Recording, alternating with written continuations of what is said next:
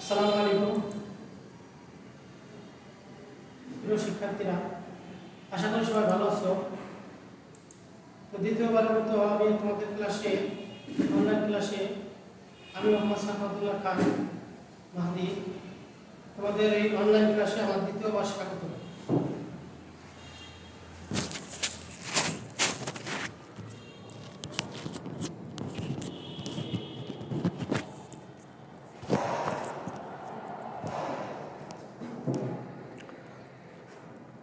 তো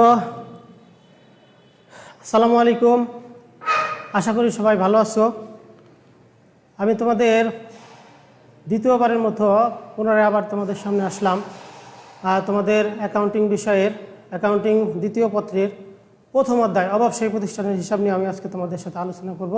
আমার পরিচয় তোমাদের আগেই দিয়েছি, আমি মোহাম্মদ সাখাওয়াতুল্লাহ খান, তোমরা মাহাদি স্যার নামে আমাদের রাখতে পারো।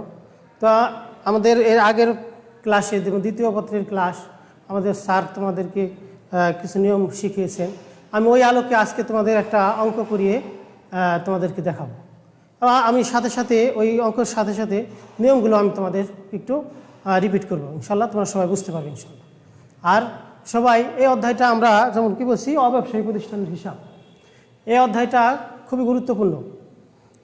কীভাবে গুরুত্বপূর্ণ তোমরা অনেকেই জানো যে আমাদের হিসাব বিজ্ঞানের মান বন্টনটা আমাদের কমার্সে, যেহেতু তোমরা আসো, যারা সায়েন্সের থেকে আসছো তারা হয়তো জানো না, তা আমি বলে দিতেছি। যেমন আমাদের প্রথমে কি করতে হয়, আর্থিক বিবরণী থেকে 2টা এবং অন্যান্য অধ্যায়গুলো থেকে 5টা অঙ্ক দিয়ে মোট 60টা অঙ্ক করতে হয়। এই 70 মার্ক, আর নৈবিত্তিকে 30 মার্ক। দ্বিতীয় পত্রই সেম। তো এই অব্যবসায়ী প্রতিষ্ঠানের সাথে অন্যান্য অধ্যায়ের কীভাবে সম্পর্ক, তো দেখো আমাদের যেহেতু এই অধ্যায়ের সাথে আর্থিক বিবরণীর একটা সম্পর্ক আছে, আর আর্থিক বিবরণী সংক্রান্ত অঙ্কই আমাদের সিলেবাসে বেশি। যেমন এই অব্যবসায়ী আছে, তারপরে প্রথম পত্রের আর্থিক বিবরণী 2টা আনসার করা লাগবে, দ্বিতীয় পত্রের 2টা আর্থিক বিবরণী আনসার করা লাগবে, এবং এই আর্থিক বিবরণী সংক্রান্ত অন্য অন্য অধ্যায়েও কিছু অঙ্ক আছে। যেমন আমাদের প্রথম অধ্যায় কার্যপত্র অধ্যায়ে আর্থিক বিবরণী সংক্রান্ত কিছু তথ্য আছে। তারপরে একতরফা দাখিলা পদ্ধতি নামক 10ম অধ্যায়ে মানে আর্থিক বিবরণী সংক্রান্ত কিছু তথ্য আছে। এরপরে আমি দ্বিতীয় পত্রে আসি, যে ব্যবসায়ী আছে। এরপরে আমরা এই আর্থিক বিবরণী সম্বন্ধে যদি ভালো না জানি, তাহলে আমাদের এই নগদ প্রবাহ বিবরণী নামে একটা অধ্যায় আছে, ওগুলো আমাদের ভালো করে করতে পারবো না। তারপরে মানে যৌথ মূলধনী কারবারের মূলধন হিসাব নামে, মানে যেটা শেয়ার ইস্যু বলা হয়, ওই অধ্যায়ের অঙ্কে আমার আর্থিক বিবরণী একটা অংশ আছে। ঠিক আছে, মানে বলা যায় যে আর্থিক বিবরণীতে দেখা যায় হিসাব করলে প্রায় 70 মার্ক রিলেটেড। তো নৈবিত্তিকে 30-30-60, আর বাকি থাকে কত 140। এই 140 মার্কের ভিতরে প্রায় মোটামুটি ধরা যায় 70 মার্কে আর্থিক বিবরণী রিলেটেড। তো আমি বলবো তোমাদেরকে খুবই গুরুত্ব দিয়ে সহকারে এই অব্যবসায়ী প্রতিষ্ঠানের হিসাবটা তোমরা শিখবা, এবং যারা শিখে নিবা তাদের জন্য ওই পরবর্তী ওই অধ্যায়গুলো পড়তে খুব সহজ হবে। তো কোনো মানে অবহেলা করার অবকাশ নাই এবং বাদ দেওয়ার কোনো অবকাশ নাই। তো এই জন্য আমি তোমাদের যেহেতু এর আগের ক্লাসের নিয়মগুলো একটু আলোচনা করা হয়েছে, আমি তারপরেও একটু মানে রিপিট করে তোমাদের অঙ্কটা করিয়ে দিলে তোমরা ইনশাল্লাহ অনেক সুন্দর করে বুঝতে পারবে। ঠিক আছে, তাহলে আমরা শুরু করি। দেখো, অব্যবসায়ী প্রতিষ্ঠানের হিসাবের ক্ষেত্রে আমাদের যে অঙ্ক করার ক্ষেত্রে যে বিষয়টা থাকে, যেমন দেখবা একটা উদ্দীপক থাকে। উদ্দীপকে সাধারণত কী থাকে, প্রাপ্তি ও প্রদান হিসাব থাকে। প্রাপ্তি ও প্রদান হিসাব, তাহলে একটা উদ্দীপকের কি থাকবে, প্রাপ্তি ও প্রদান হিসাব। এই হিসাবটা আমাদের অঙ্কের উদ্দীপকে দেয়া থাকবে। গত ক্লাসে স্যার আলোচনা করছেন প্রাপ্তি ও প্রদান হিসাব। প্রাপ্তি ও প্রদান হিসাব বিষয়টা কি, যে প্রাপ্তি সমূহ থেকে প্রদান সমূহ বাদ। আমাদের একটা নৈবিত্তিক দেখবা, বোর্ড পরীক্ষা একটা নৈবিত্তিক আসছে, যে প্রাপ্তি ও প্রদান হিসাব থেকে আমরা কি জানতে পারি, যে বলা হয় যে এখানে সমাপনী নগদ উদ্বৃত্ত জানা যায়। তো এই কথার দ্বারাই বোঝা যায় যে প্রাপ্তি ও প্রদান হিসাব তোমরা যারা কমার্সে ছিলা, নবম শ্রেণীতে যে নগদান বই আমরা করেছি, একেবারে সেম ওইটাই। যে প্রাপ্তিসমূহ মানে নগদ প্রাপ্তিসমূহ, যে নগদ প্রাপ্তি যে কোনো সময়ের হোক, এই বছরে চলতি বছরে পেলেই আমরা ওই নগদ প্রাপ্তি হিসেবে গণ্য করবো, মূলধন জাতীয় হোক আর মুনাফা জাতীয় হোক। ঠিক আছে, এই তারপর আছে প্রদানসমূহ। প্রদানসমূহের ক্ষেত্রে ওই একই বিষয়, যে যত নগদে প্রদান হবে, এটা বর্তমান বছরের হোক পূর্ববর্তী বছরের হোক, প্রদান করলেই কি প্রদানের দিকে লিখে ফেলবে। এবং এই প্রাপ্তি এবং প্রদানের পার্থক্য আমরা কি বলবো, সমাপনী নগদ উদ্বৃত্ত বলবো। এই উদ্দীপকে এই প্রাপ্তি প্রদান হিসাব থাকে। এরপরে দেখো পরবর্তীতে কিছু সমন্বয় দেয়া থাকে। সমন্বয় দেখো, এই প্রাপ্তি প্রদান হিসাবের পরবর্তীতে কিছু সমন্বয় দেয়া থাকে। সমন্বয়গুলো কি কি, সমন্বয় দ্বারা আমরা কি বুঝি? সমন্বয় দ্বারা আমরা বুঝি যে যোগ অথবা কি বিয়োগ, যোগ অথবা বিয়োগ। এখন যোগ অথবা বিয়োগ দ্বারা আমি এখানে কি বুঝতেছি? আচ্ছা, সমন্বয় দ্বারা আমি বললাম কি যোগ অথবা বিয়োগ, এই বিষয়টা খুবই গুরুত্ব সহকারে সবাই দেখে নিবা। এখন সমন্বয় সাধারণত দুই প্রকার, এটা করে নিলে তোমাদের জন্য অঙ্কটা করতে খুব সহজ হয়ে যাবে এবং এটা আমাদের আর্থিক বিবরণী অধ্যায়ে কাজে লাগবে। সবাই একটু গুরুত্ব সহকারে খেয়াল করবা। তাইলে সমন্বয় সাধারণত দুই প্রকার। একটা হলো সমন্বয় কয় প্রকার? দুই প্রকার। এক নম্বর হলো বকেয়া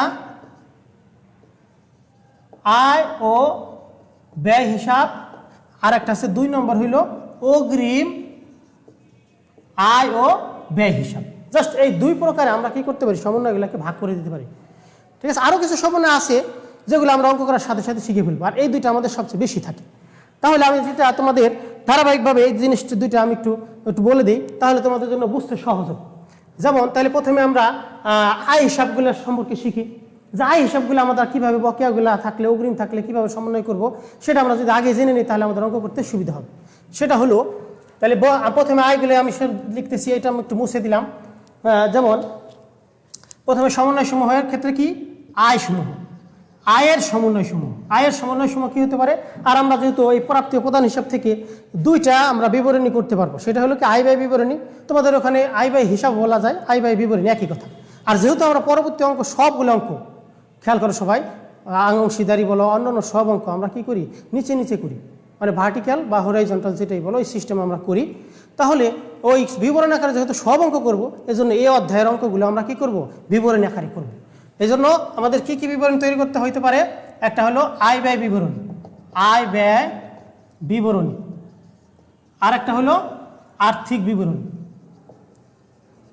এই এখন এই সমন্বয়গুলো, যেমন যদি আয়ের ক্ষেত্রে কি হতে পারে? আয় বকেয়াও হতে পারে, অগ্রিমও হতে পারে।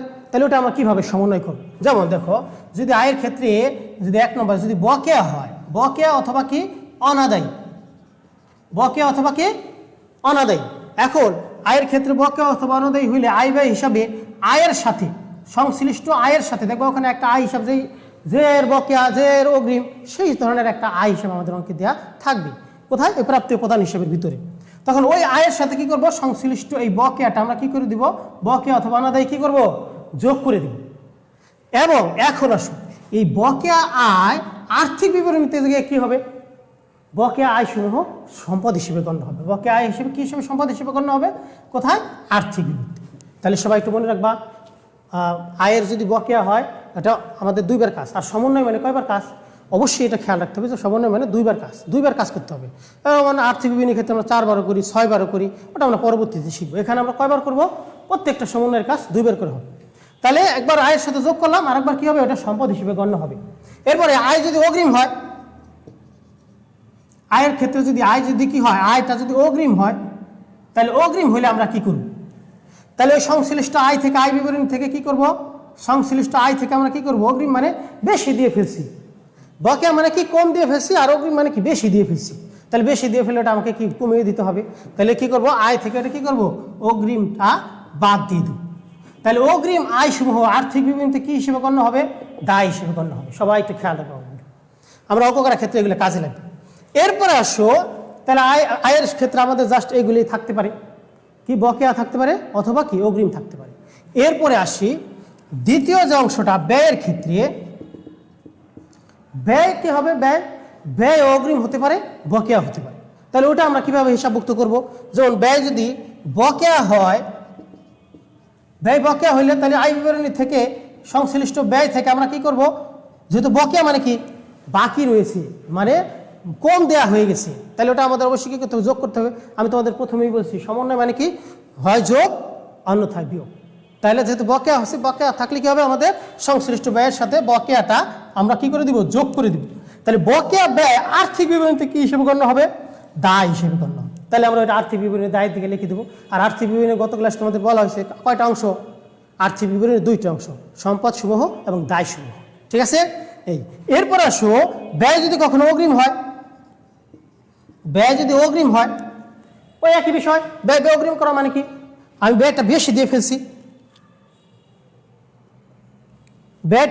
ফেলছি, তো এই ক্ষেত্রে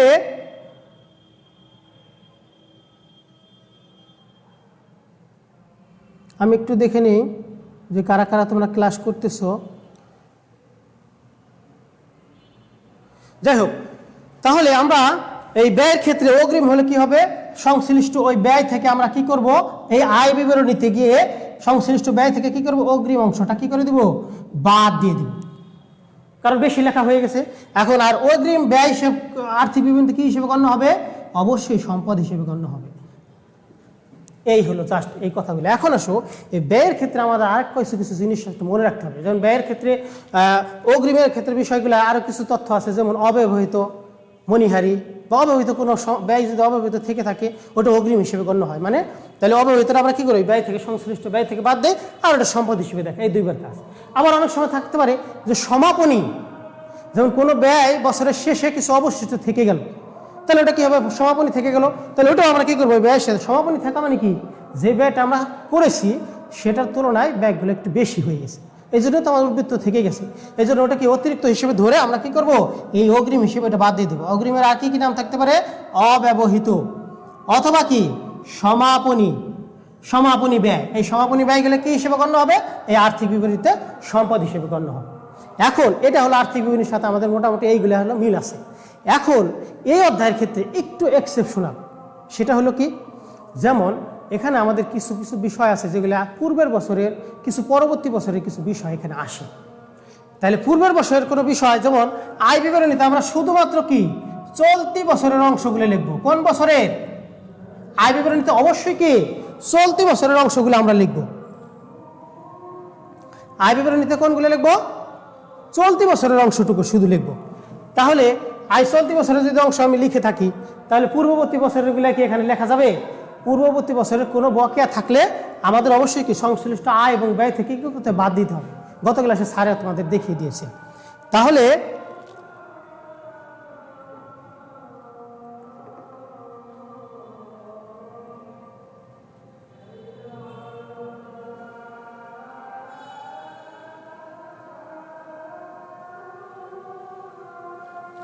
যাই হোক, তাহলে যেটা বলতেছিলাম, আর পরবর্তী বছরের যদি থাকে, আমি বলছি তোমাদের শুধু চলতি বছরের অংশটুকু আমরা এখানে রাখবো আয় বিবরণীতে। তাহলে পূর্ববর্তী বছর এবং পরবর্তী বছরের কোনো অংশ থাকলে আমরা কি করে দেবো, এখান থেকে মাইনাস করে দেবো। এখন ওইটার সমন্বয় আবার কোথায় হবে, আমাদের প্রারম্ভিক মূলধন তহবিল নামে একটা হিসাব আমাদের তৈরি করতে হয়, ওখানে আমরা প্রারম্ভিক সম্পদ এবং দায় হিসেবে গণ্য করে দেবো। ঠিক আছে, যেমন তাহলে আমি এখানে যদি লিখি, যদি বিগত বছরের বকেয়া থাকে তাহলে আমরা এখানে কি করে দেবো, মাইনাস করে দেবো। তাহলে বিগত বকেয়াটা মাইনাস হবে, কিন্তু এটা আবার পরবর্তীতে কোথায় কাজ হবে, এই যে মূলধন তহবিল নামে প্রারম্ভিক মূলধন তহবিল নামে প্রারম্ভিক সম্পদ হিসেবে গণ্য হয়। প্রারম্ভিক সম্পদ আমি সংক্ষেপে লিখতেছি, তোমরা একটু বুঝে নিও, এই প্রারম্ভিক সম্পদ হিসেবে লিখবো।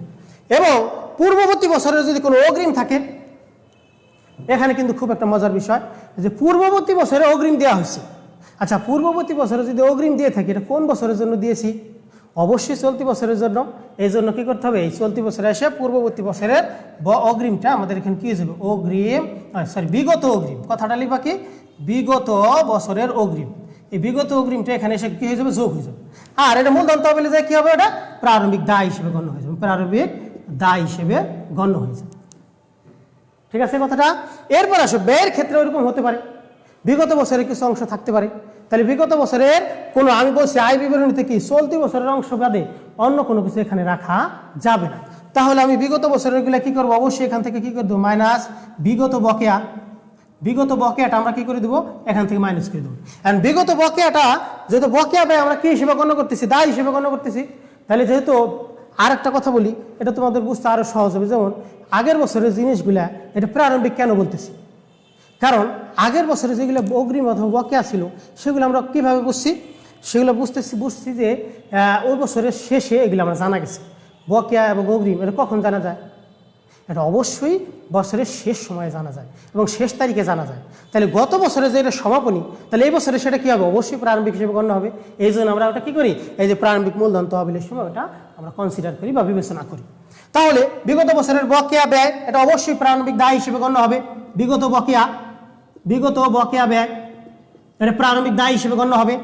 আর যদি আবার কখনো যদি অগ্রিম থাকে, যেমন বিগত বছরের কিছু অগ্রিম আছে, তাহলে এই বছরে এসে কি হয়ে যাবে, অবশ্যই যোগ হয়ে যাবে। কেন?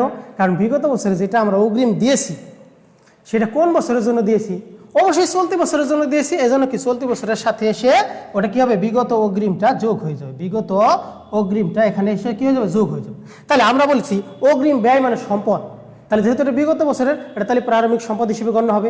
এই জন্য এটা কি প্রারম্ভিক সম্পদের ভিতরে লিখে দেবো, বিগত অগ্রিম ব্যয়। এই মোটামুটি এইগুলো যদি আমরা সমন্বয় করি তাহলে আমাদের কি হবে, অঙ্কের ভিতরে দেখবা আমাদের প্রারম্ভিক মূলধন নির্ণয় করতে বলে, তখন এই প্রারম্ভিক মূলধনটা আমাদের নির্ণয় করা সহজ হয়ে যাবে। জাস্ট এই কথাগুলো তোমরা একটু মনে রাখবা। আর গত ক্লাসে স্যার যেসব নিয়মগুলো পড়িয়েছেন সেগুলো তোমরা ভালো করে পড়বা। যেমন অবশ্যই প্রতিষ্ঠান কাকে বলে এটা শিখছো, অবশ্যই প্রতিষ্ঠান কত প্রকার, এগুলো নৈবিত্তিকে থাকবে। আর তারপর আমি তোমাদের পৃষ্ঠা নম্বরগুলো লিখে দিতেছি। যেমন এই যে অবশ্যই প্রতিষ্ঠান আমরা কি কোন আইন অনুযায়ী করব, অবশ্যই প্রতিষ্ঠান কিন্তু নিজস্ব আইন দ্বারা পরিচালিত, কিন্তু যেহেতু এটা অ্যাকাউন্টিংয়ের একটা বিষয়, এটা অ্যাকাউন্টিংয়ের মূলনীতি অনুযায়ী চলতে হবে। এই জন্য অবশ্যই প্রতিষ্ঠান হিসাব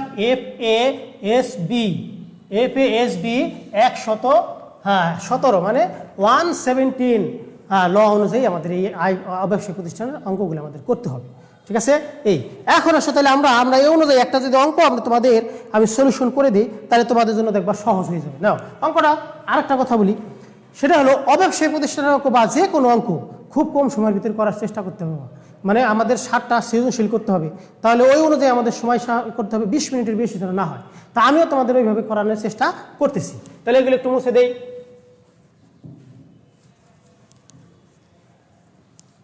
তোমাদের বই সবার কাছে হয়তো আমি আশা করি আছে, বা এখন যারা দেখতে পারতেছো না তারা পরবর্তীতে ভিডিও দেখে দেখে বইয়ের পৃষ্ঠা নম্বর অনুযায়ী তোমরা এইগুলো করে ফেলবা। যেমন বইয়ের পৃষ্ঠা নম্বর তুমি যদি আয় ব্যয় হিসাব কোথায় দেওয়া আছে, আয় ব্যয় হিসাবের নিয়মগুলো যেমন 14 নম্বর পৃষ্ঠায় দেওয়া আছে, প্রাপ্তি প্রদান হিসাব 9 নম্বর পৃষ্ঠায় দেওয়া আছে। ঠিক আছে? এগুলো তোমরা একটু বাসায় দেখে নিবা। আর তারপর আর্থিক বিবরণীর বিষয়টা 21 নম্বর পৃষ্ঠায় দেওয়া আছে। আর প্রারম্ভিক মূলধন তহবিল আমরা কীভাবে নির্ণয় করবো সেটা 19 নম্বর পৃষ্ঠায় দেওয়া আছে। ঠিক আছে? এগুলো তোমরা একটু দেখে নিবে। যাই হোক, আমরা আজকে তোমাদের যে অঙ্কটা আমি করাবো সে অঙ্কটা হলো তোমাদের বইয়ের, আমি উপরে লিখে রাখতেছি সমস্যা 24 নম্বর সমস্যাটা তোমাদের বইয়ের, জাকির হোসেন স্যারের বইয়ের, 24 নম্বর অঙ্কটা পৃষ্ঠা নাম্বার হলো 134 পৃষ্ঠা দেখো দেওয়া আছে।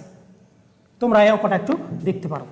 তো অঙ্কটা খুব দ্রুত এবং কিভাবে তাড়াতাড়ি করা যায় সেটা আমি তোমাদের আজকে শিখিয়ে দেবো। সেটা কি করব, যেহেতু আমরা সমন্বয় আগে জানছি, কিভাবে সমন্বয় মানে কি, যোগ অথবা বিয়োগ। তাহলে এই যোগ অথবা বিয়োগগুলো আমরা কোন কোন আইটেমের সাথে যোগ বিয়োগ হইতেছে সেটা আমরা আগে নির্ধারণ করে নিব অঙ্কটা পড়ে। যেমন প্রথম অঙ্কে আমরা যদি অঙ্কটা পুরো পড়ে নিই, যেমন উদ্বৃত্ত দেওয়া আছে দেখো 1 তারিখে উদ্বৃত্ত থাকা মানে কি, এটা অবশ্যই প্রারম্ভিক উদ্বৃত্ত মানে নগদ উদ্বৃত্ত, এটা প্রারম্ভিক সম্পদ। তারপরে আছে দেখো চাঁদা কি হিসাব, আয় হিসাব। চাঁদা আয় হিসাব, অবশ্যই প্রতিষ্ঠানের আয়ের প্রধান উৎস হলো গিয়ে চাঁদা। তাহলে চাঁদা আয় হিসাব এবং অনুদান হলো মূলধন জাতীয় প্রাপ্তি মানে দায় হিসাব। তারপরে আছে বিজ্ঞাপন প্রাপ্তি মানে আমাদের ম্যাগাজিনে বিজ্ঞাপন দিয়ে বিনিময়ে আমরা টাকা পাইছি, সেটা হলো বিজ্ঞাপন প্রাপ্তি। তাহলে এটা আয় হিসাব। বিনিয়োগের সুদ, এটা একটা আয় হিসাব। তারপর উল্লিখিত ধন দৌলত বা লিগেসি বলা হয়, লিগেসি হান্টার একটা মজার একটা কথা আছে, যাই হোক এটা পরবর্তীতে আসবো। তারপরে লিগেসি বা উইলকিত ধন দৌলত হলো মূলধন জাতীয় প্রাপ্তি, এটা আমরা কোথায় দায় হিসেবে গণ্য করবো। এবার জলযোগ হতে মুনাফা মানে যে কোনো জলযোগ মধ্যে চা চক্র হতে মুনাফা বা চায়ের দোকান হতে মুনাফা, এগুলো যদি আমরা হয় এটা আয় হিসেবে গণ্য করবো। এখন দেখো প্রধানের দিকে কিছু তথ্য দেওয়া আছে, ব্যয় এবং সম্পদ সমূহ। প্রধানের দিকে কি যাবে, ব্যয় এবং সম্পদ, আর প্রাপ্তির দিকে দায় এবং আয় সমূহ যাবে। এরপর আসো বেতন কি, বেতন ব্যয় হিসাব, এটা আমরা ব্যয়ের দিকে লিখবো। প্রাঙ্গণ রক্ষণাবেক্ষণ, এটাও একটা ব্যয় হিসাব, এটা আমরা ব্যয়ের দিকে লিখবো। খাদ্য সামগ্রী ক্রয়, খাদ্য সামগ্রী প্রতিনিয়তই কিনতে হয়, তাহলে এটা আমাদের প্রতিনিয়ত ব্যয় যেহেতু, তাহলে এটাকে আমাদের কি বলবো, মুনাফা জাতীয় ব্যয়, আমরা ব্যয় হিসাব। প্রাঙ্গণ কর, এটা প্রত্যেক বছরই দিতে হয়, এই জন্য এটা ব্যয় হিসেবে গণ্য হবে। মেরামত খরচ, এটাও ব্যয় হিসাব, এটা তোমরা আগেই জানো। মুদ্রণ খরচ, এটা একটা ব্যয় হিসাব বলেই দিছে। আর একটা বাইসাইকেল বা মোটরসাইকেল, এটা কি প্রত্যেক দিন কিনতে হয় না, এটা দীর্ঘমেয়াদী যাবো তো আমাদের এখানে প্রতিষ্ঠান থাকবে, এজন্য স্থায়ী সম্পদ হিসেবে গণ্য হবে। এখন এই প্রাপ্তি প্রদান হিসাব করে আমাদের দেখো দুই দিকে পার্থক্য।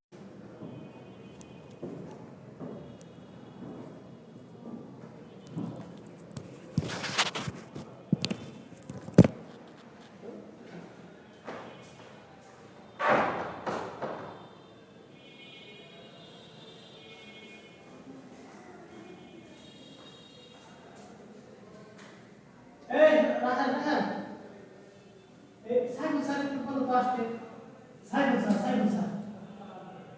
বন্ধ হয়ে গেছে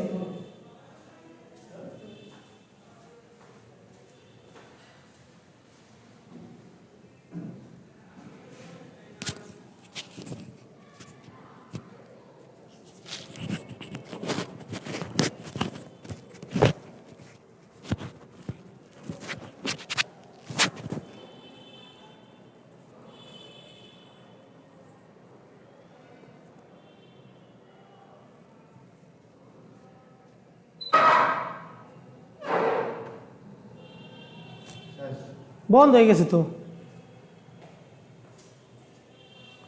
কি ঝামেলা আমি তখন অঙ্কই শুরু করলাম পারলাম না আপনারা ওই আটকে থেকে গেছেন আমরা ডাকবো হ্যাঁ চলতেছে তো যে আমার এখানে যে মানে কলেজ দেখাইতেছে ও চলতেছে আচ্ছা ঠিক আছে তাহলে তো আমি কন্টিনিউ করি হ্যাঁ তাহলে তোমরা একটু দেখে নাও সেটা হলো আমাদের যদি কোনো সম্পদের সুদগুলো কি হবে সম্পদের সুদ আয় হিসেবে গণ্য হবে যেহেতু সম্পদের সুদ আমরা আয় বিবরণী আয় হিসেবে গণ্য করলাম আর যেহেতু আমাদের এখনো মানে সৃষ্টি হয়নি মানে আমরা মাত্র ধার্য করলাম তা ধার্য করলে এটা কেবলমাত্র আয়ের সৃষ্টি হলো এ টাকাটা এখন আমরা পাইনি এই জন্য বকেয়া অনাদায় আয় হিসেবে সম্পদ হিসেবেও দেখাইতে হবে তাহলে বকেয়া একদিকে যেমন বিনিয়োগের সুদ এবং দায়ের সুদগুলো কি হিসেবে গণ্য হবে দায়ের সুদ হবে হলো দায়ের সুদ ব্যয় হিসেবে গণ্য হবে এবং আর্থিক বিবরণীতে কি চলতি দায় হিসেবে গণ্য হবে এই জিনিস দুটো মনে রাখবা তাহলে আমরা অঙ্কটা আবার দেখি তাহলে এই বিষয় দুটো আমরা অবশ্যই মনে রাখবা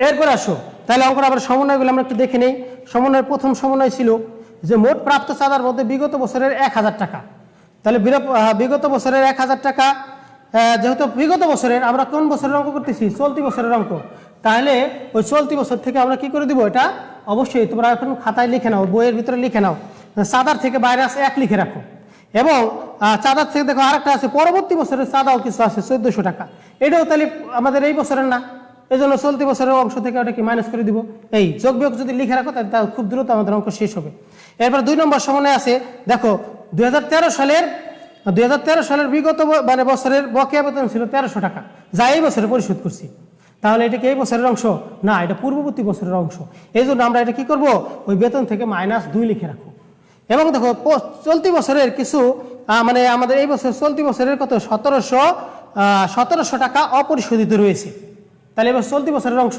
এটা কি করবো যোগ করে দেবো যোগ 2 লিখে রাখবো বেতনের সাথে আর সর্বশেষ যে সমন্বয়টা দেওয়া আছে আসবাবপত্রের উপর বার্ষিক 10% অবশ্যই ধরতে হবে তার আসবাবপত্রের উপর অবশ্যই কি এটা ব্যয় হিসাব আর আমি তোমাদের সমন্বয় এটা বলছি যে কিছু সমন্বয় বাড়তি সেটা হলো সম্পদের মূল্য যদি কমে যায় ওটা অবশ্যই কি হিসেবে গণ্য হবে ব্যয় হিসেবে গণ্য হবে আর অন্যদিকে সম্পদ কমে যাবে এই দুটো সমন্বয় কাজ তাহলে আমরা অঙ্কটা যদি আমরা করি দেখো প্রথমে অঙ্কটা কি ছিল যে প্রথমে বলছে যে প্রারম্ভিক সম্পদ ও প্রারম্ভিক দায়ের পরিমাণ নির্ণয় করো হ্যাঁ তাহলে আমরা ছোট্ট একটা ঘর করে ফেলি আর সবাইকে আমি তোমাকে বলছি যে অবশ্যই এটা কি করবা বিবরণ আকারে করবা ক নাম্বার দিয়ে লিখে ফেলি প্রারম্ভিক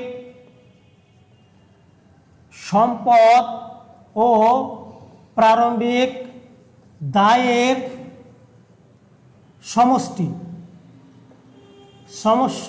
নির্ণয় অথবা তুমি এটার সাথে আমরা কি করবো প্রারম্ভিক মূলধন তহবিলটা এখান থেকে নির্ণয় করে ফেলবো দেখো শখটা সুন্দর করে করবা আমার এখানে স্কেল নাই স্কেলটা আনতে আজকে ভুলে গেছি যাই হোক তোমরা এটা সুন্দর করে একটা শখ করবা বক্স করে হ্যাঁ এখন আমাদের টাকার ঘর অবশ্যই কয়টা দিয়ে দিবা 2টা টাকার ঘর দিয়ে দিবা এই তাহলে বিবরণ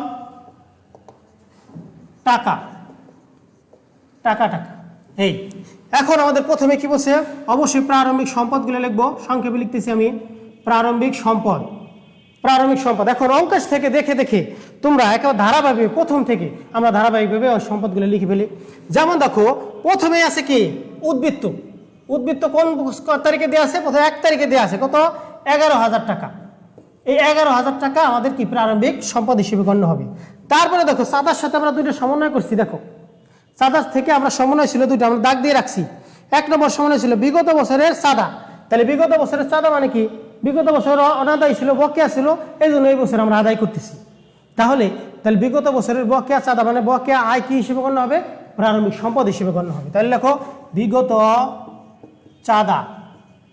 বিগত চাঁদা কত দেওয়া আছে এখানে দেখো 1000 টাকা। তারপরে দেখো চলতি বছরের অংশ তো আমরা আয় বিবরণীতে লিখবো। অনুদান এগুলো সব আছে সমাপনী উদ্বৃত্ত, এবং আর এগুলো সব কিছু বাকি সব কি যদি তারিখ উল্লেখ না থাকে অবশ্যই ধরতে হবে কেন সমাপনী উদ্বৃত্ত। আর এখানে আর কোনো প্রারম্ভিক অঙ্কের শেষে দেখো নিচের দিয়ে দেখো যে ওখানে কিছু প্রারম্ভিক সম্পদ দেওয়া আছে। প্রথমে আছে কি ভূমি ও দালান। ভূমি ও দালান, ভূমি ও দালান ছিল কত 2,40,000 টাকা। তারপরে আছে বিনিয়োগ 12% বিনিয়োগ, 12% বিনিয়োগ। বিনিয়োগ দেওয়া আছে কত, বিনিয়োগ আছে 60,000 টাকা। এরপরে আছে কি আসবাবপত্র, আসবাবপত্র, আসবাবপত্র দেওয়া আছে কত 30,000 টাকা। হ্যাঁ, এরপরে দেখো একটা সাধারণ সঞ্চিতি তহবিল আছে। সাধারণ সঞ্চিতি তহবিল মানে এটা কি দায় হিসাব, এটা আমরা দায়ের দিকে লেখাই দিব। আর কোনো দেখো তাহলে এখন আমাদের আর কোনো সম্পদ এই অঙ্কে নাই। তাহলে এখান থেকে বাদ প্রারম্ভিক দায়। প্রারম্ভিক দায়গুলো কি কি আছে আমরা অঙ্কের থেকে দেখো প্রথম থেকে দেখি। প্রথমে প্রাপ্তি প্রদানের ভিতরে প্রদানের দিকে দেখো বেতন সমন্বয় আমরা লিখে রাখছি। বেতনে কি ছিল, বিগত বছরের বকেয়া বেতন ছিল 1300 টাকা। তাহলে বকেয়া বেতন যেহেতু বকেয়া বেতন কি হিসাব, দায় হিসাব, তাহলে এই জন্য প্রারম্ভিক দায় হিসেবে লিখবা বিগত বকেয়া বেতন।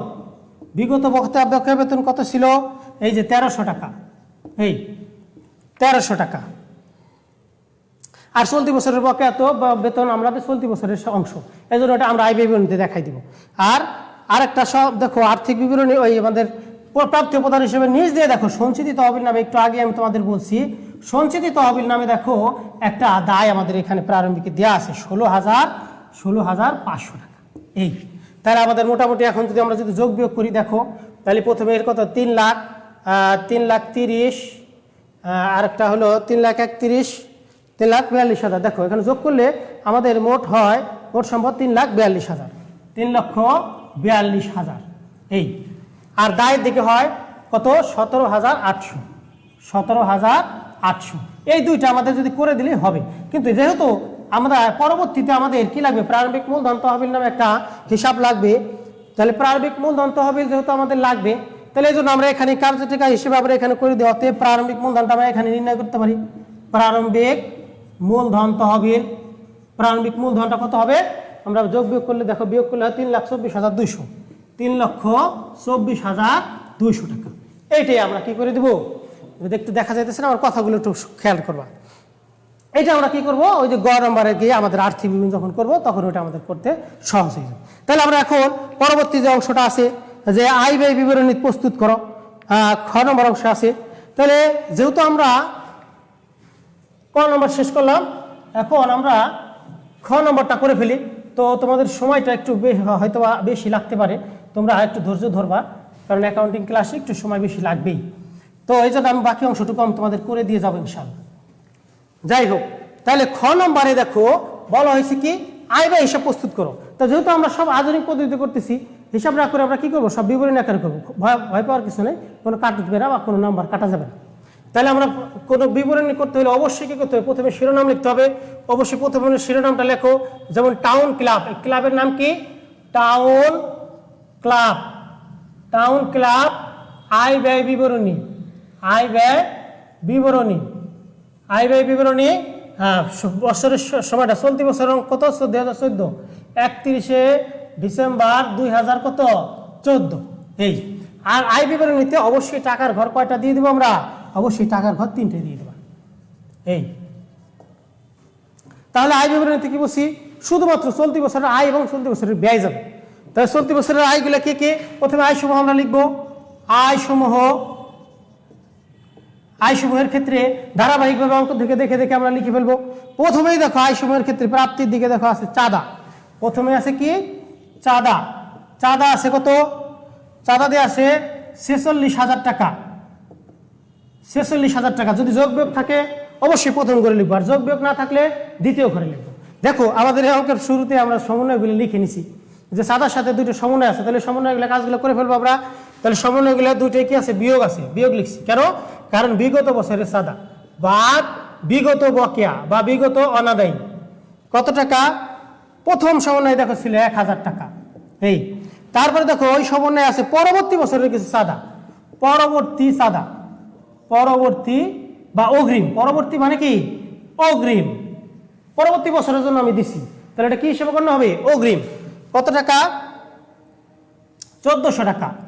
এই দুইটাই কি হবে? মাইনাস। তাহলে বিয়োগ করলে দেখো কত হয়? 45,000 থেকে 46 থেকে 1000 গেলে 45 থেকে 1000 গেলে থাকে কত? 44, 43,600, 43,600। এই তাহলে আয় গেল। এরপর অনুদান, অনুদান কি হিসাব? দায় হিসাব। অনুদান আমাদের এখানে দায় হিসাব। তাহলে বিজ্ঞাপন প্রাপ্তিটা আয় হিসাব।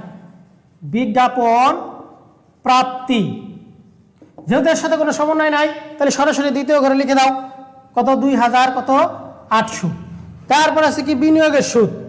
দেখো বিনিয়োগের সুদের ক্ষেত্রে বিনিয়োগ আমাদের অঙ্কের পরবর্তীতে দেখো সমন্বয়ে একটা বিনিয়োগের সুদের হার দেওয়া আছে, কিন্তু বিনিয়োগের সুদ এখানে দেওয়া আছে কত? 1500 টাকা। এটা তোমরা একটু কার্যটিকা করে একটু দেখিয়ে দিবা। সেটা হলো কি? দেখো বিনিয়োগের সুদ, আমরা বিনিয়োগের সুদ যদি আমি বের করি, দেখো সমন্বয় আছে কত? 60,000-এর কয় পার্সেন্ট? 12%। 5 12 6 12 72, 7,200 টাকা হয় বিনিয়োগের সুদ। বিনিয়োগের সুদ কত হয়? 7,200, কিন্তু আমাদের অঙ্কে দেওয়া আছে কত? 1500। তাহলে বাকিটুকু অবশ্যই বকেয়া রয়েছে। তাহলে বকেয়া অথবা কি অনাদায়ী যোগ অনাদায়ী বিনিয়োগের সুদ, বাকিটুকু কত? 5,700 টাকা হয়। দেখো তাহলে এই দুটো যোগ করে কত হয়? 7,200 টাকা আয় হিসেবে গণ্য হলো। এরপর উল্লিখিত ধন দৌলত কেটে কি হিসাব? দায় হিসাব। এরপর আছে দেখো জলযোগ হতে মুনাফা। কি আছে? জলযোগ হতে, জলযোগ হতে মুনাফা। এটার সাথে কোনো সমন্বয় নাই, আমরা সরাসরি দ্বিতীয় ঘরে লিখে দেবো। কত? 3,600 টাকা। এই এখন প্রত্যেকটা অংশ করার সময় সময় আমরা দেখবো যে বা সমন্বয় আর কিছু বাদ পেল না, চাঁদার কাজ হয়ে গেছে, বেতনের কাজ আমরা ব্যয়ের দিকে করবো, আসবাবপত্রের অবশ্যই কি ব্যয় হিসাব, তাহলে আমাদের আর কোনো আয় নাই। তাহলে আয়গুলো যোগ করলে আমাদের দেখো কত হয়? আয়গুলো যোগ করলে হইতেছে মোট আয়ের পরিমাণ হইতেছে 57,200। 57,200 টাকা আমাদের মোট আয় হলো। তাহলে আয়গুলো আমাদের মোটামুটি হলো। এরপরে কি তোমরা নিচে নিচে কি করবা? ব্যয়গুলো লিখে ফেলা। আবার উপরে যেহেতু জায়গা নাই নিচে, তাহলে উপরে লিখতে তোমাদের কি হবে? বুঝতেও সুবিধা হবে।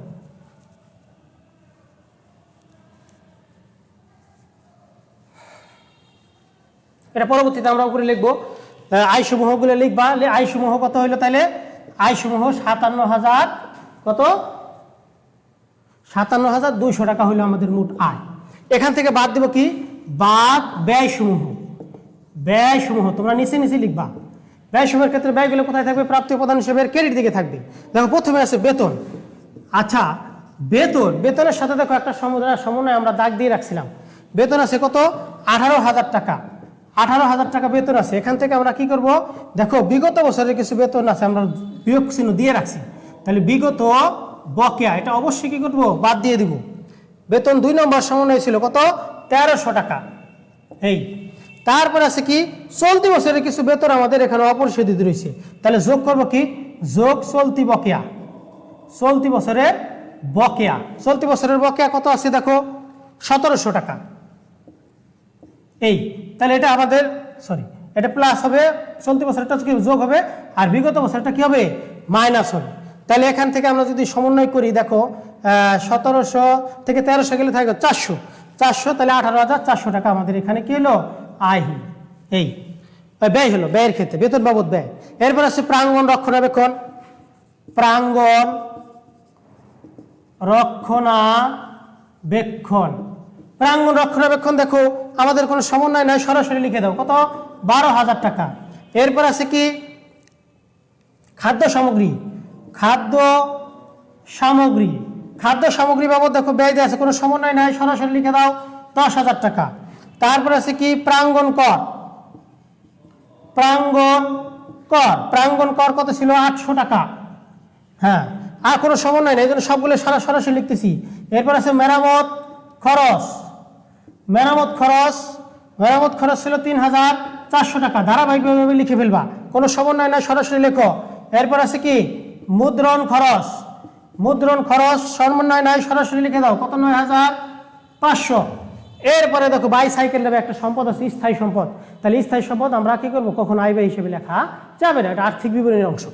এরপর আছে কি উদ্বৃত্ত। উদ্বৃত্ত কি সমাপনী উদ্বৃত্ত, চলতি সম্পদ, এটা সম্পদের দিকে লিখবো।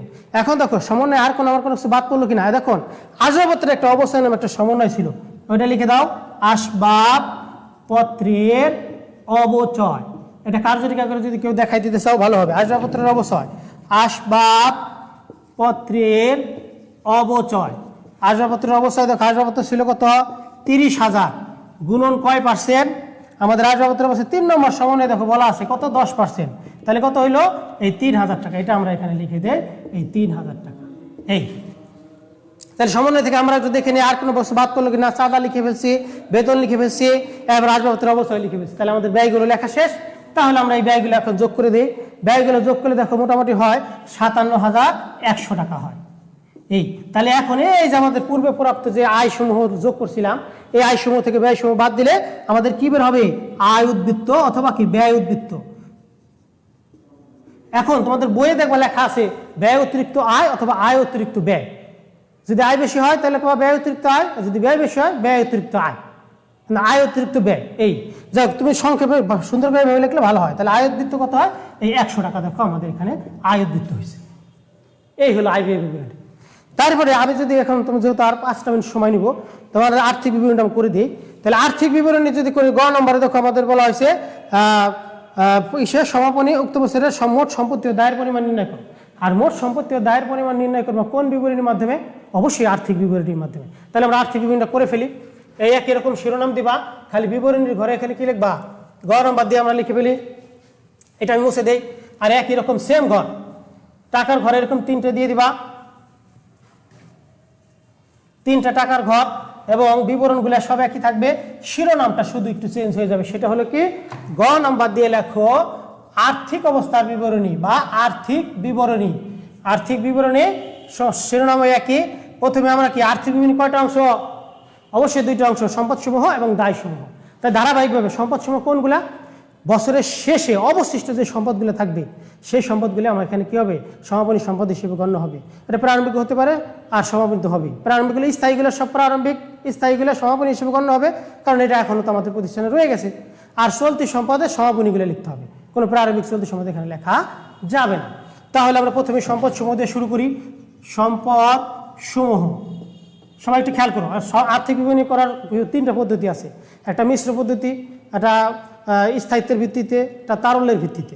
আর সবসময় মিশ্র পদ্ধতি করবা, তাহলে দেখবো তোমাদের জন্য সহজ হবে, তাহলে সময়ও কম লাগবে। তাহলে প্রথম থেকে আমি ধারাবাহিকভাবে লিখে ফেলি। যেমন প্রথম উদ্বৃত্ত ছিল 1 তারিখে, বলছি প্রারম্ভিক চলতি সম্পদ কখনো আর্থিক বিবরণীতে আসবে না, কারণ এটা সমাপনী উদ্বৃত্তের ভিতরে এই প্রারম্ভিক নগদ উদ্বৃত্ত থেকে যায়, এই জন্য এখানে আসে না। যাই হোক, তারপরে চাঁদার ক্ষেত্রে আছে দেখো একটা সমন্বয় ছিল, অনাদায়ী চাঁদা। আমরা সমন্বয় এবং প্রাপ্তি উপাদান একসাথে করে ফেলবো। অনাদায়ী চাঁদা ছিল কত, চলতি বছরের অনাদায়ী চাঁদা, চাঁদাটা চলতি বছরের ছিল না, চলতি বছর পরবর্তী বছরের। তাহলে এটা আমাদের চাঁদাটা দায় হিসেবে গণ্য হবে, কারণ পরবর্তী মানে কি, অগ্রিম। অগ্রিম দায় কি হিসাব, দায় হিসাব। তারপরে আসো অনুদান, এটা দায় হিসাব। বিজ্ঞাপন প্রাপ্তি, ব্যয়। বিনিয়োগের সুদ লিখছে, বিনিয়োগের সুদের সাথে একটা সমন্বয় আছে, সেটা কি বিনিয়োগের কাজটা তাহলে করে ফেলো সাথে সাথে।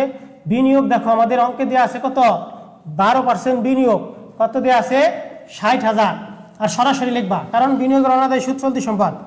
অনাদায়ী বিনিয়োগের সুদ কত বের করছিলাম আমরা, মোট হয়েছিল 7,200। এর থেকে 1500 বাদ দিলে থাকে কত, 5,700। এটা আমরা খ নম্বরে করেছি, তাহলে 5,700 টাকা এখানে লিখে দেব। এই বিনিয়োগের কাজটা শেষ। উল্লিখিত ধন দৌলত কি হিসাব, দায় হিসাব। এরপরে আসো পরবর্তীতে প্রধান সময়ের ক্ষেত্রে বেতন, এটা বেতনের বকেয়া দায় হিসাবে দায়ের দিকে লিখবো। এরপর আছে সম্পদের ক্ষেত্রে আছে বাইসাইকেল। বাইসাইকেল বাইসাইকেল বাইসাইকেল আছে কত, বাইসাইকেল আছে 24,000 টাকা, সরাসরি লিখে দাও, কোনো সমন্বয় নাই। তারপরে সমাপনী উদ্বৃত্ত, সমাপনী উদ্বৃত্ত ধারাবাহিকভাবে দেখে দেখে লিখবা, কত, 20,600। এই যে তোমরা অনেকে হয়তো মনে করতে পারো যে স্যার সাজায় না লিখলে কি ভুল হবে নাকি, না, তোমার সামনে যে সম্পদগুলো লাগবে সরাসরি সেগুলো লিখতে থাকবা, খোঁজাখুঁজি করার দরকার নেই যে আগে সমাপনী উদ্বৃত্ত আগে লিখতে হবে, এরকম কোনো কথা নাই। সুন্দর করে মিশ্র পদ্ধতিতে করে দিবা। তাহলে কত হলো? সমাপনী উদ্বৃত্ত কত? 20,600 লিখেছি। এখন দেখো সমন্বয় থেকে দেখো কোনো সম্পদ আছে কিনা, অবশ্যই আছে। যে স্থায়ী সম্পদগুলো যেগুলো আমরা 1 তারিখে লেখা আছে এগুলি কি আমার ব্যবসা থেকে চলে গেছে? না, চলে যায় না, এখনো অবশিষ্ট আছে। এই জন্য এটা কি সমাপনী সম্পদ হিসেবেও লিখে দিতে হবে। প্রথমে আছে কি ভূমি ও দালান। ভূমি ও দালান, ভূমি ও দালান ছিল কত?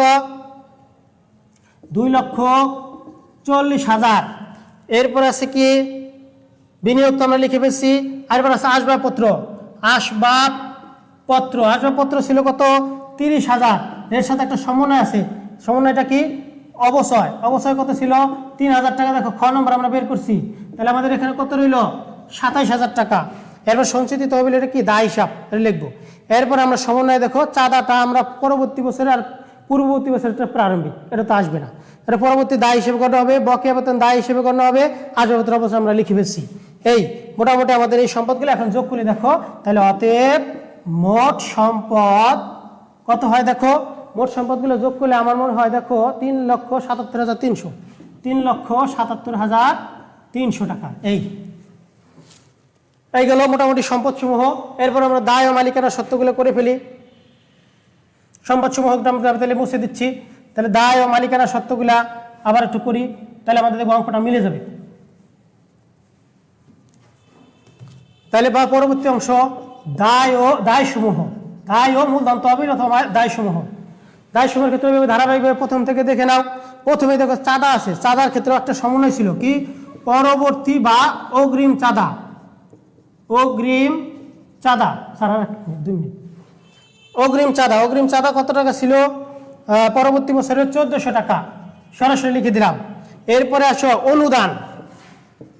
অনুদান, অনুদান দেখো আমাদের দেওয়া আছে সরাসরি 23,000 টাকা, এর সমন্বয় নাই, সরাসরি লিখে দিলাম। এরপরে আছে কি উইলকৃত ধন দৌলত। উইলকৃত ধন দৌলত, উইলকৃত ধন দৌলত কি দায় হিসাব? 10,000 কত? 400 টাকা। এরপরে আছে দায়ের দিকে দেখো, প্রদানের দিকে বেতন আছে, বকেয়া বেতন, চলতি বছরের বকেয়া বেতন, চলতি বছরের বকেয়া বেতন ব্যয় হিসাব, ব্যয় বকেয়া বেতন বকেয়া ব্যয়, তাহলে এটা কি হিসেবে গণ্য হবে? দায় হিসেবে গণ্য হবে। দেখো অপরিশোধিত 2 নম্বর সমন্বয় ছিল কত? 1700 টাকা। এই এখন সমন্বয় দেখো আর কোনো দায় আমাদের অবশিষ্ট আছে কিনা। যেমন প্রথমে দেখো প্রাপ্তি প্রদানের নিচ দিয়ে দেখো সঞ্চিত তহবিল নামে একটা উদ্বৃত্ত ছিল। সঞ্চিত তহবিল যেহেতু এখন আমাদের ব্যবসায় অবশিষ্ট আছে, তাই আমরা এটা কি করবো? সমাপনী দায় হিসেবে গণ্য করব। কত? 16,500 টাকা। এই আর কি দেখো সমন্বয়ে আর কোনো দায় আছে কিনা। যেমন চাঁদার কাজ আমরা করে ফেলছি, বকেয়া বেতন লিখে ফেলছি, আর কোনো সমন্বয় অবস্থা আসবাবপত্রের অবস্থায় কাজ আমরা তো সম্পত্তি দিয়ে করছি। এরপরে পরবর্তী যে অংশটা আমাদের বাকি আছে সেটা হলো মূলধন তহবিল। মূলধন তহবিল যেটা আমরা ক নম্বরে দেখো নির্ণয় করছিলাম, কার্যটিক আকারে বলে করে ফেলছিলাম। 3,24,000 প্রথম ঘরে লেখো, 3,24,000 কত? 200। এর প্রথম ঘরে লিখে দাও 3,24,000 কত? 200 মূলধন তহবিল। এর সাথে আমরা কি করব? যোগ করব, যোগ আয় উদ্বৃত্ত বা ব্যয় অতিরিক্ত আয়, যেটা আমরা খ নম্বর থেকে নিয়ে আসলাম। এটা খ হতে পাই, খ হতে এটা কত টাকা বের করেছি? মাত্র 100 টাকা। তাহলে আমাদের মোট কত হলো? 3,24,300 টাকা। এই এখন এইগুলো আমরা যোগ করে দেখিস, দেখো তোমাদের মোট দায় হবে সম্পদের সাথে মিলে যাবে। এই তাহলে আমাদের কত হলো? 3,77,300, 3,77,300 টাকা। এই হলো মোটামুটি আমাদের এই অঙ্কের সমাপনীটা মিলে গেছে আমাদের। এখন তোমরা বাসায় এই ধরনের অঙ্ক কিছু কিছু অঙ্ক উদাহরণ যেমন আমি লিখে দিচ্ছি, উদাহরণ করবা 5, 6, 9, এরপরে হলো উদাহরণ 18, এরপরে উদাহরণ 19, 20। এই উদাহরণগুলো তোমরা বাসায় চেষ্টা করবা।